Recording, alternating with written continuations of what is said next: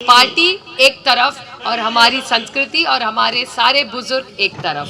इसमें कोई राजनीति हम नहीं लाएंगे, ये राजनीतिक विषय नहीं है, हमारे लिए इमोशनल विषय है। और सबका मान सम्मान करने के लिए जो भी रहेगा, आपकी ये बेटी, आपको लड़ने की ज़रूरत नहीं है, आपकी बेटी लड़ेगी। आप जो इंडेक्स होता है महंगाई का, वो आप पर भी लागू हो। जैसे सरकार में आज जाम कारगर उनको महंगाई का भत्ता मिलता है, तो हमारे सीनियर सिटीजन क्यों नहीं मिलना चाहिए। और तीसरी जो आपकी मांग है, वो घर में बैठ के सड़ते सड़ते मरने से अच्छा है हम यहाँ बैठ के लड़ते लड़ते मरेंगे। ये जो सरकार आज देश में है, वो अगर कुछ करना चाहती है तो पहले हक EPS 95 का, इनके मेहनत का पैसा उनको इमीडिएटली मिलना चाहिए। 95 का जो इशू उन्होंने रेज किया, बहुत बहुत आभारी हूँ, क्योंकि अब भी जो संस्कार हुए हैं उस पर सबसे बड़ी सेवा और भगवान कहाँ है, तो हमारे माँ बाप के चरणों में होते हैं। यही संस्कार हमारे भारतीय संस्कार है। और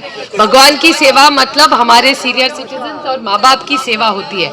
और राउत जी ने उस दिन इतना सुंदर भाषण उस दिन किया, और तब सबके आंख में पानी आ गया था।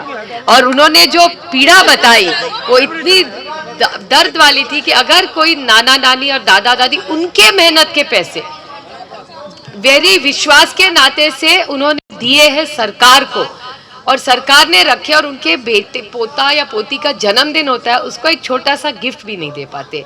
और घर में अगर इज्जत से उस बीवी के लिए, बहू के लिए कुछ लाना भी चाहते हैं, तो उनके पास ठीक से पैसे भी नहीं है, जो उनके हक का पैसा है। तो मेरी 3 मांगे हैं जो राउत साहब ने ही उस दिन कही थी, मैं सिर्फ कह रही हूँ 3 बार, जिसको हम पूरा ताकत से समर्थन करते हैं। एक तो ये जो इनका हक का पैसा है वो आपको मिलना ही चाहिए और इमीडिएटली मिलना चाहिए।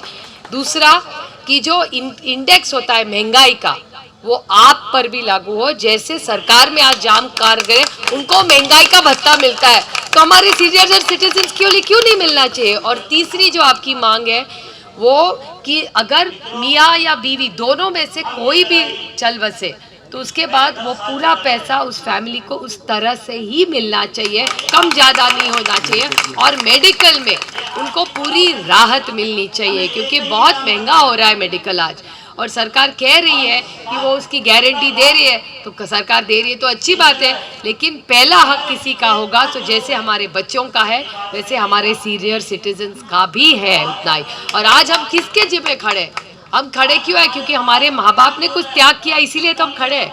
हमारी क्या औकात, हमारे माँ बाप नहीं होते तो हमको कौन पूछता।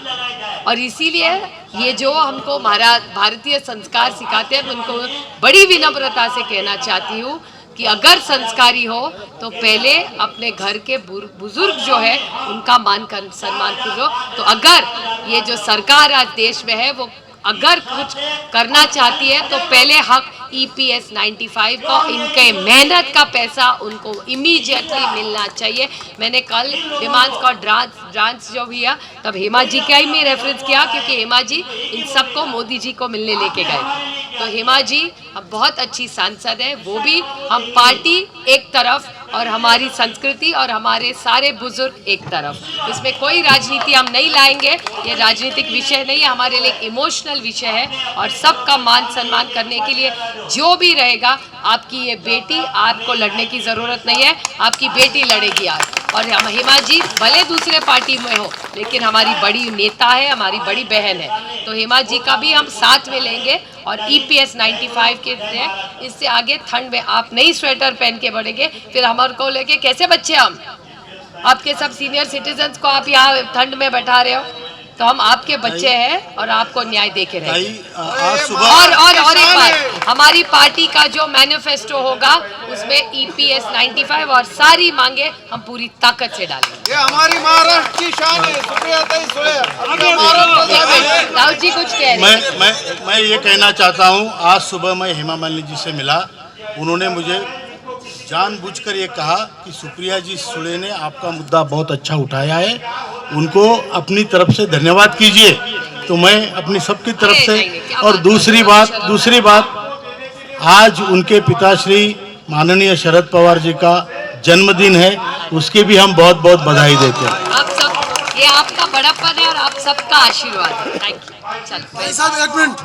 उद्यापासून आम्ही आमरण अनशनवर बसणार आहे. अरे बापरे. याची तुम्ही काळजी घ्या. आम्हाला जिवंत ठेवायचे की मारून टाकायचे तुम्ही ठरवा. इतकेच बोलतो. आम्ही बसणार दिसू आम्ही जाणार इथून. ठीक आहे. धन्यवाद. उद्यापासून इथे अनेक लोक, अनेक वृद्ध आमरण उपोषणावर याच स्टेजवर बसणार आहेत. आम्ही सरकारला मागचे 5 दिवसापासून आम्ही उपोषण करत आहे. ते क्रमिक उपोषण होतं, चेन हंगर स्ट्राईक होता. आता आम्ही सरकारला काल आणि आजचा संसद चालू असतानाचा वेळ दिला. यानंतर आम्ही ठरवलेलं आहे, घरात बसून घर में बैठ के सड़ते सड़ते मरने से अच्छा है हम यहाँ बैठ के लड़ते लड़ते मरेंगे.